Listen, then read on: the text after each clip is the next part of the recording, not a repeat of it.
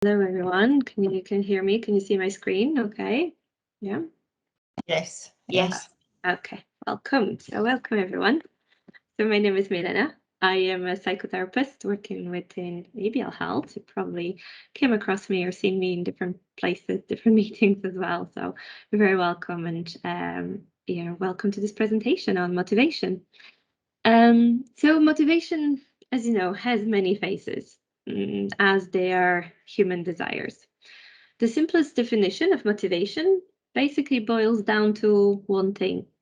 We want a change in behavior, thoughts, feelings, self-concept, environment, and relationships. So today I will take you on a journey to discover motivation, the definitions of it, and behaviors associated with it, the drives of motivation from a psychological perspective, as well as some practical tips to help you with this so you can use it for yourself or to support your clients or patients. Okay. Change. Oh, there you go. It works for me. Okay. So people often say that motivation doesn't last. Well, neither does bathing. That's why we recommend it daily. To understand what motivation is and how to harness it correctly, we have to understand our brains a bit better. Starting with the very basics. Why do we have brains anyway?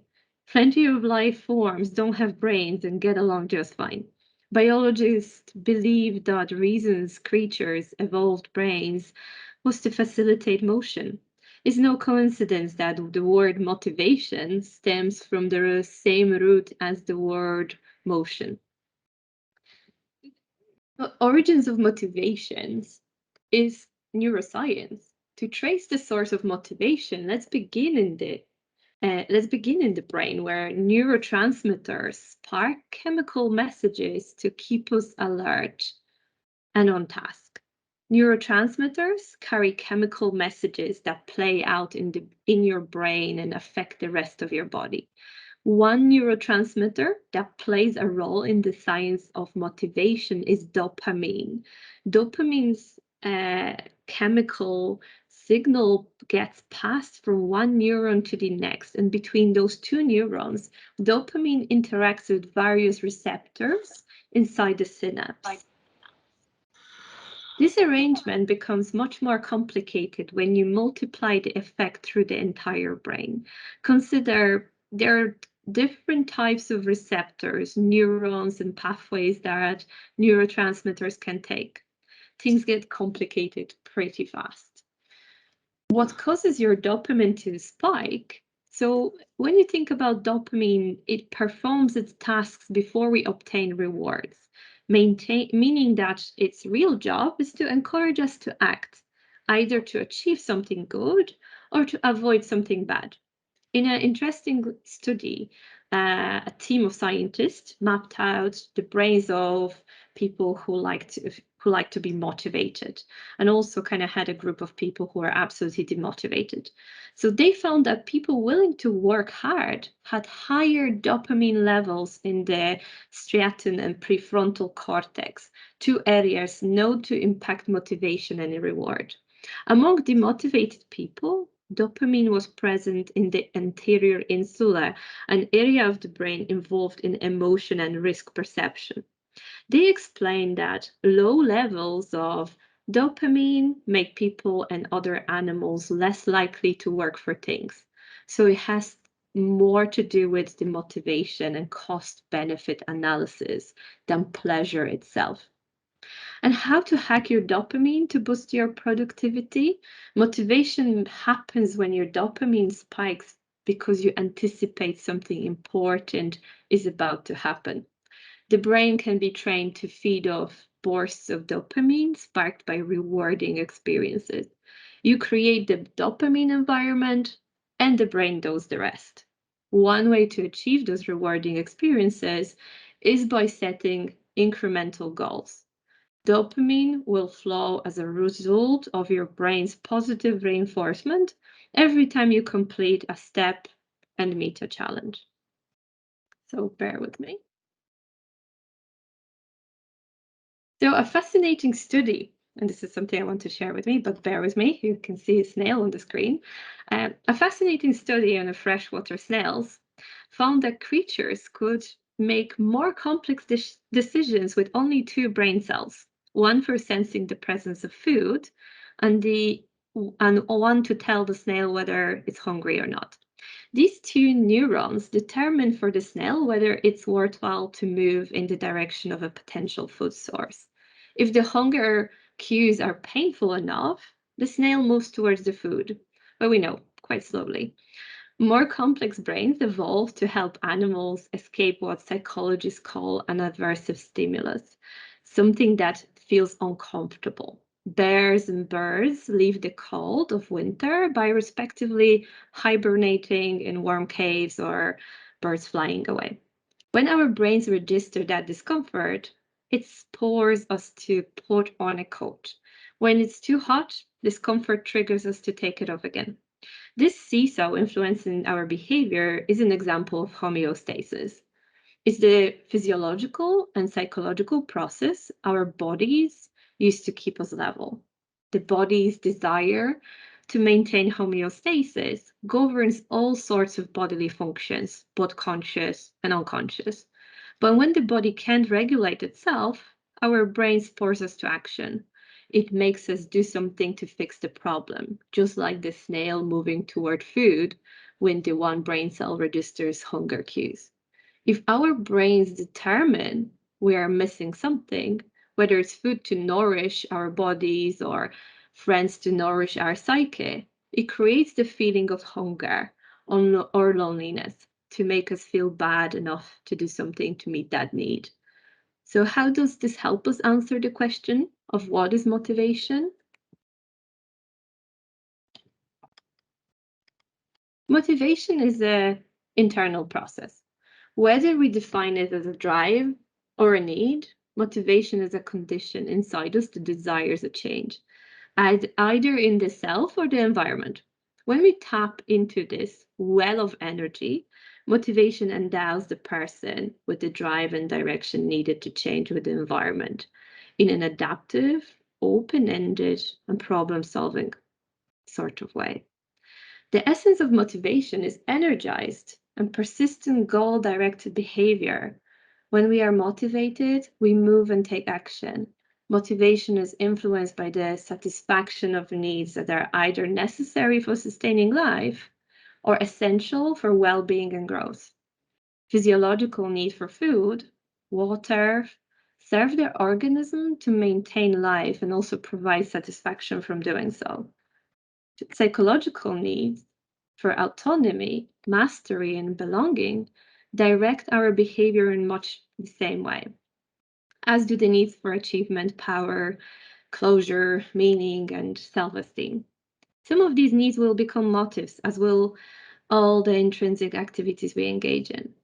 Our environment and social context will play a significant role in terms of extrinsic motivation.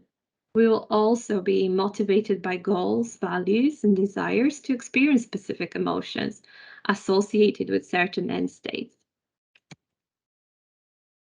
Motivation is the desire to escape discomfort. According to evolution, they are more complex, sure, but the motivational drive is the same. When we are uncomfortable, we are motivated to restore homeostasis. Even wanting is its own form of discomfort, which means that what looks like a lack of motivation is often simply someone escaping discomfort in an unhealthy or unproductive way. So let's take, for example, a teenager who spends all their free time playing video games. Despite what their parents may say, it's not quite right to say they lack motivation. After all, it takes hours of focus and practice to emerge victorious from an epic battle. Rather, the teenager is motivated to play video games because in them they find a way to escape boring schoolwork, social pressure, and nagging parents. It's a quick, easy relief from dealing with discomfort. That's the other important thing to remember. Humans, like water, seek the path of least resistance. Feeling bad isn't bad. When we realize that every action we take is about a need for homeostasis, we can change our mindset and design our life accordingly. So what lessons can we draw to manage our own motivation? First, we must realize that discomfort isn't necessarily a bad thing. Thinking that feeling bad is always bad is an unhelpful notion propagated by clueless self-help gurus and modern-day plant potion of green juice salesmen.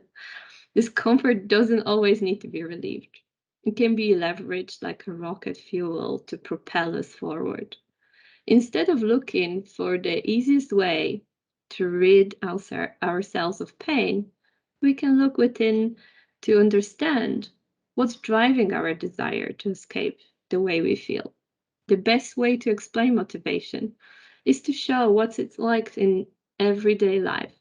So on my next slide, there's an example of possible motivational reasons and a person could have to engage in it, for example, exercise. So we can see that, reasons to exercise can be for fun and enjoyment, and that's an intrinsic motivation. I will talk a little bit about it later on. And, children, real life examples, children run, jump, and chase simply for the sheer fun of it. Their personal challenge, and there's a flow. Performers get in the zone when their pursuits optimally challenges their skill. And, reasons to exercise if you are forced to do so. There's the external regulation. So, for example, athletes exercise because their coach tells them to do so. To accomplish a goal. Yes, there is a goal. Runners strive to run a mile in 6 minutes or less. Health benefits. This is a value, and I will talk a little bit about that later on as well. Patients exercise to lose weight or to strengthen the heart.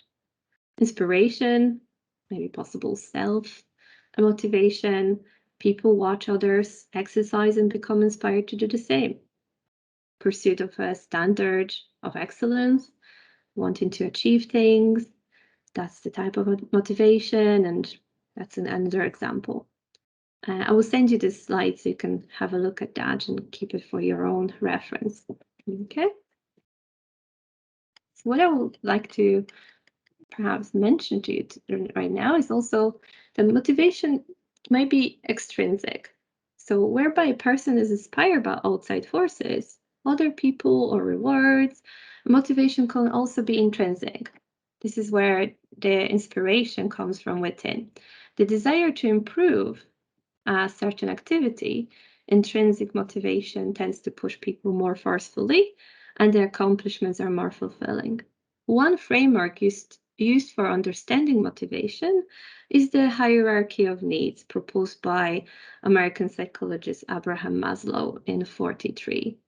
According to Maslow, humans are inherently motivated to better themselves and move toward expressing their full potential, the self-actualization on the top.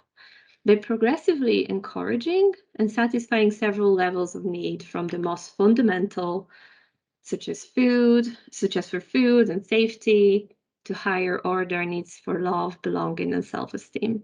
Eventually, Maslow extended the theory to include a need for self-transcendence. People reach the pinnacle of growth and find the highest meaning in life by attending to things beyond the self. Although the universality of Maslow's theory has been challenged over the years, many believe it captures fundamental truths about human motivation. Where does the motivation come from? Motivation can stem from a variety of sources. People may be motivated by external incentive, such as the motivation to work for compensation, or internal enjoyment, such as the motivation to create artwork in one's spare time. Other sources of motivations include curiosity, autonomy, validation of one's identity and beliefs, creating a positive self-image, and the desire to avoid potential losses. So what is intrinsic motivation? Intrinsic motivation is a drive that comes purely from within. So for example, people who are intrinsically motivated to run do so because they love the feeling of running itself. and it's an important part of their identity. Extrinsic motivation can increase motivation in the short term, but over time, it can wear down or even backfire. By contrast, intrinsic motivation is powerful because it is integrated into identity and serves as a continuous source of motivation. Extrinsic motivation, on the other hand, is any reason someone does work other than the joy of doing the work itself. Anything promised for completing the task or received as a result of completing the task are extrinsic motivators. An extrinsic motivator needs 3 elements to be successful, according to research psychologist Victor Vroom. Expectancy, believing that increased effort will lead to increased performance. Instrumentality, believing that a better performance will be noticed and rewarded. And valence, wanting the reward that is promised. So how to set and accomplish goals? Achieving a goal is a process, and all of the components of the process deserve attention to ensure success. From setting the objective to overcoming obstacles to sustaining momentum until the project is complete. Failing to accomplish a goal is sometimes due to the way it was set. One is to ensure that the goal is attached to a value, such as the value of supporting your local community or fighting climate change. Another is to frame your goal as an asset to be gained rather than a threat to be avoided. For example, to lose weight, focusing on health promoting behaviors like walking, yoga, because one enjoys it, not because they want to shrink their body. So here's a set of how to set goals, how to sort of, some advice on how you can set goals. So first one is set a learning goal instead of a performance goal. So usually when we set goals, we think of what we want to achieve, what threshold we want to be able to say we crossed.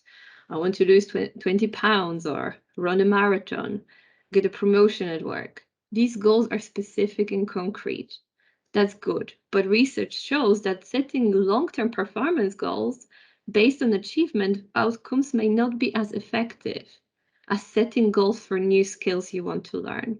So let's look at an alternative to the weight loss goal I just mentioned. Instead of setting a goal to lose 20 pounds, a better one might be improving their nutrition knowledge by learning, for example, 5 new healthy lunch recipes. Not only does this offer a more specific target, it feels a lot more attainable. So make sure also the goal is attached to a life value. How do you decide on your goals? Are they inspired by what your peers are doing? Are they set by authority figures in your life? Where your goals come from has a big impact on whether you will achieve them. One place they could come from is your own life values. Values are not the same as goals. Just imagine yourself sailing a boat on the ocean or on the Irish Sea. I'd love to do that. Goals are like the island on the horizon that you're traveling towards. Values are like the North Star that points you in the right direction. Not everyone's North Star is the same when it comes to values. It's important to know what big picture things matter to you overall so they can help you navigate it. For some, social connection is a major life value. Perhaps for them, a good goal would be to explore new activities they can do with their friends that help them, for example, the community. One example might be volunteering at a local animal shelter and helping them support the community or just sharing their experience. For some, achieving influence and power is a life value, in which case the goal can be to create or learn how to create or perhaps a more visible public platform for influencing political policy or political ideas, or something they really strongly stand by. For some, being engaged with the nature is a value. So a value-based goal could be to start a garden or save money for camping equipment. And number 3, make the goal about a challenge, not a threat. If your goal is based on intimidation, you're likely to achieve it than if it's based on a challenge. Here are some examples. Sorry, you're less likely to achieve it if it's based on a challenge. So threats. If I don't decrease my body pressure, I will likely to have a heart attack. And I know some of our clients come into us, if I don't lose weight, I will just die being fat. So I think it's kind of interesting one in terms of, can we reframe it into a challenge? I want to decrease my blood pressure so I can improve my quality of life. Yeah, I need to step up with my studying because I will fail the semester if I don't. And challenge would be, I need to create a new study routine for myself so I can become the type of student I want to be. So it's kind of really very much gently reframing the statements, and kind of, I suppose, looking at the kind of compassionate perspective and allowing the person to think about different way of doing. The threat version of the goal sounds scary and absolutely definite. If you're not making progress toward your threat-based goal, you might find yourself avoiding dealing with the situation altogether. But the challenge-based versions are more helpful and forward-looking. They give you more, or they can give our clients more of a direction to strive toward. And then number 4, what's helpful as well is to sign a contract with someone. Have you, or maybe you can ask your client, who have you told about your goals? How much detail did you share? When it comes to motivation, we humans are very much social animals. Sometimes a little social pressure can help us achieve what we want. There's something about committing a goal to someone else that makes it easier to stick with it, or perhaps harder to give up. And also building a momentum. Motivation targets the why of change, but momentum targets the how. Generating momentum is pivotal for taking the concrete steps needed to shift out of the entrenched patterns and make change. Focusing on momentum can also be used in therapeutic context. For example, a therapist might address a pattern avoidance in a patient with depression by identifying small steps they have already taken.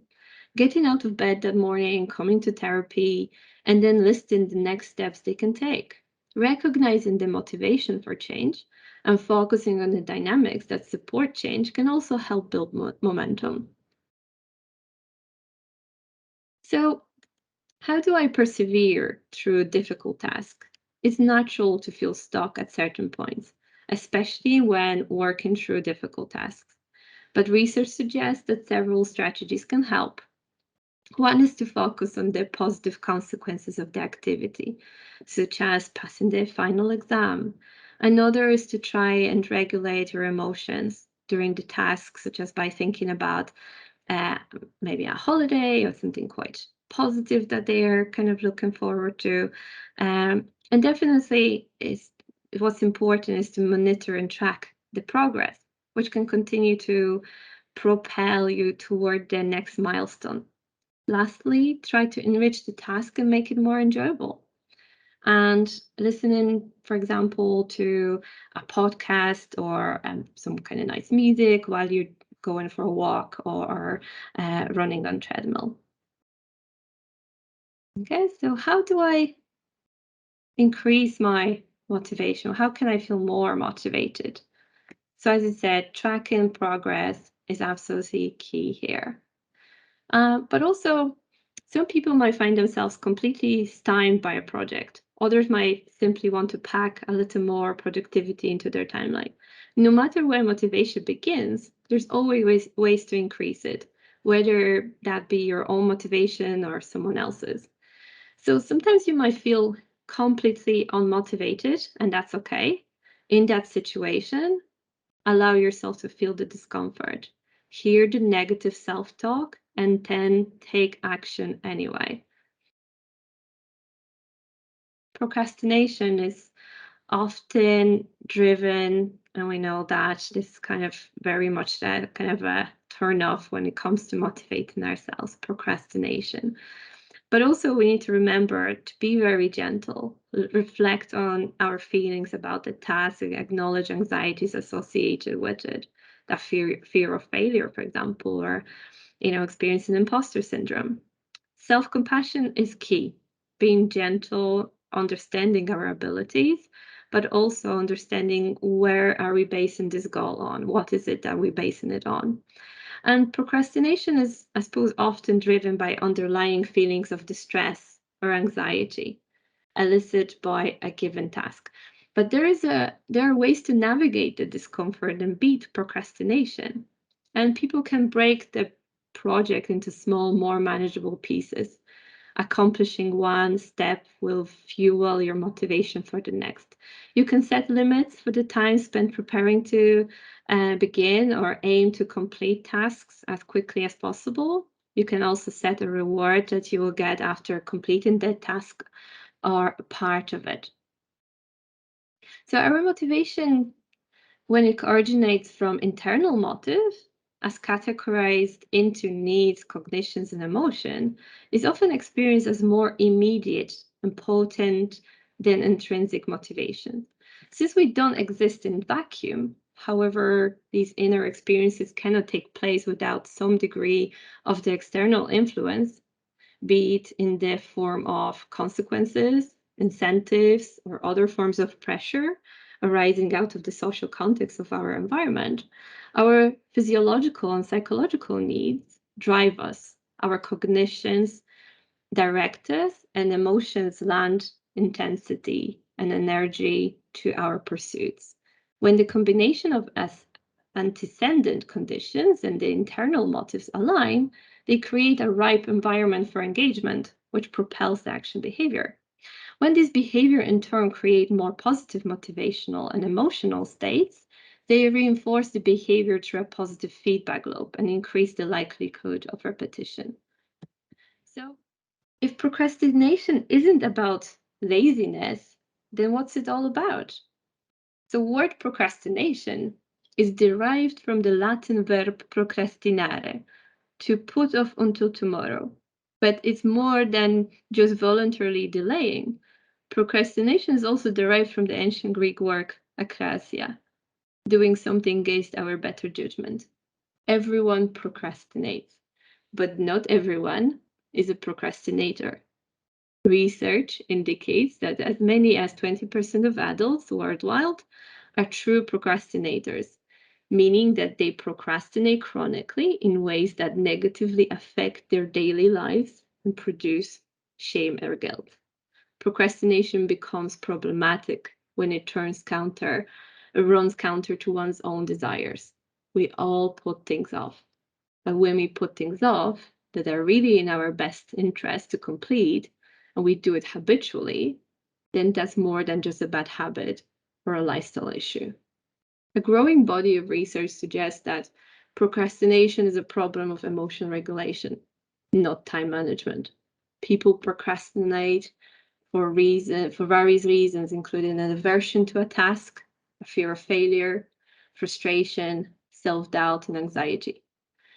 Procrastination can also show up in conjunction with various mental health issues, eating disorders, perfectionism, anxiety, depression, because it is an avoidance strategy. Avoidance strategies create psychological pain. So then that leads to anxiety, to depression, and to all these other things that people are calling and seeking therapy and counseling for. Sometimes procrastination may even mask itself initially as another mental health issue. For example, as you mentioned, eating disorders. Overeating in itself is a procrastination strategy. We point out that if certain people have a hard task they are avoiding, they might head to their refrigerator for a snack as a way of regulating the discomfort. And we know that still procrastination is deeply existential, as it raises questions about individual agency and how we want to spend our time, as opposed to how we actually do and what we actually do. But it's also a reminder of our commonality. We are all vulnerable to painful feelings, and most of us just want to be happy with the choices we make. So, a takeaway message. It seems it isn't that simple to find the motivation to do this thing that is so important to us. We must consider if it competes with other motives and perhaps take stock of our values to make sure that this is not the case. Often we may have to intervene how our motivation is influenced by external incentives present in our environment or social context to make sure that we match those to high internal motives.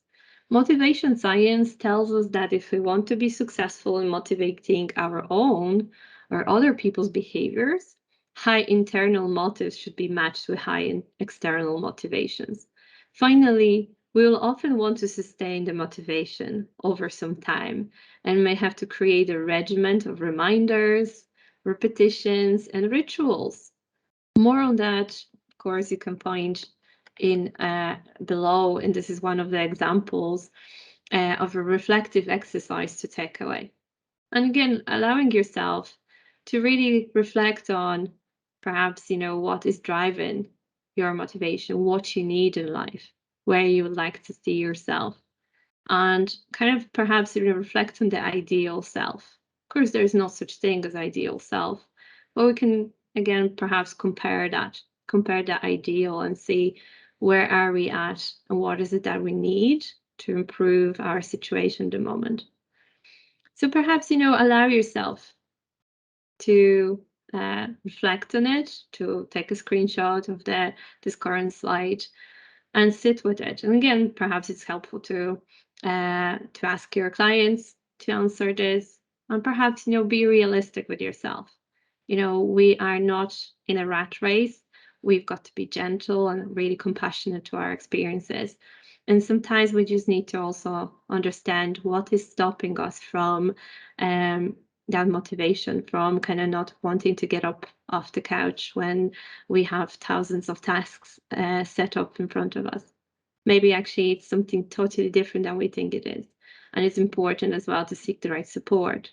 That's why therapy and counseling is so powerful, to come in and invite our authentic selves to a safe, non-judgmental environment and talk about it. Because there is a way. However, also we need to find the right track for ourselves. So ask yourself, how do you hack motivation? What helps you stay committed and be gentle with yourself? Thank you.